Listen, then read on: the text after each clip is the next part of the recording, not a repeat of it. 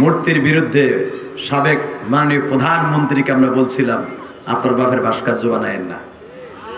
এই অপরাধে নিরহ আলেমদেরকে ধরে ধরে নিয়ে আয়নাগর নামে গজব করে নিয়ে গরম গরম মুরগির ডিমডু হয়েছে, হাঁসের ডিমডু হয়েছে। ভারতের তোমার দাদা বাবুর সৈন্য দিয়ে এমন পিটাইছ, এখন আলেম ওলামার কথা যখন শুনি চোখ বেওয়াজরে পানি ঝরতে থাকে। এত কষ্ট দিছে আলেমদেরকে, ইমাম আবু হানিফার মতো এত কষ্ট দিছে, তখন মনের ভিতর থেকে যে কি জ্বালা শুরু হয় আপনাদের বুঝাইতে পারবো না। আমি ইলিয়াস রহমান জাহিদি জীবনে মিয়া কোনো দল করি নাই। আওয়ামী লীগ কও, বিএনপি কও, জামাত কও, হুজুরগ দল কও, কোনো দল আমি করি নাই। হ্যাঁ, তবে একটা দল করছি, ইসলামের বিরুদ্ধে কথা বললি ওর বিরুদ্ধে কণ্ঠটা বাজাইছি। কথা বলেন না কেন? জোরে খান। এখন আমার মতো হুজুরে ধরি না যদি 11 দিন পিছনে বাইন দেয় ল্যাংটা করে জাইঙ্গা পরে পিডায়, তাহলে এই চোখের পানি কার কাছে দেব? বলেন কারে দেব?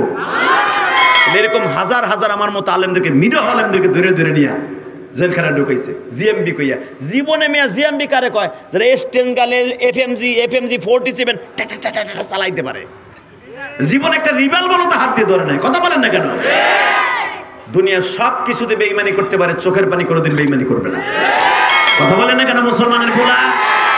তাকান এদিকে। রেডি? রেডি? রাজনীতি করব ইনশাল্লাহ, ওই রাজনীতি করব যেই রাজনীতি করলে আমি আল্লাহকে পাবো ইনশাল্লাহ। বলেন, এটা যদি আমাদের দেশের কোনো পিসাব করে দিত, ওরে বাবা রে বাবা, আরে আমার বাবা ভালো, বাবা দেখতে কি সুন্দর,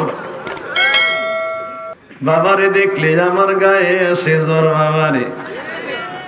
ঠিক না বেঠিক? জোরে কোন।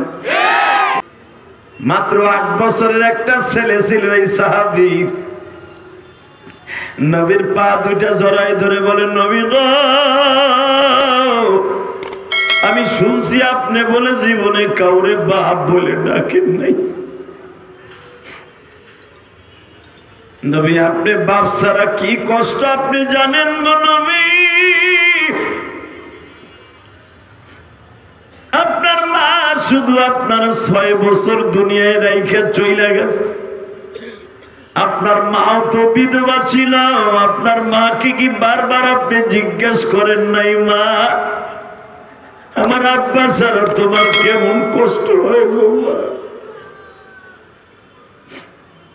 নবীর আশেক যদি থাইকা থাকেন মিরপুর 11 নম্বরে বাইরে, চোখের পানি দিয়ে দেখায় দাও মানি,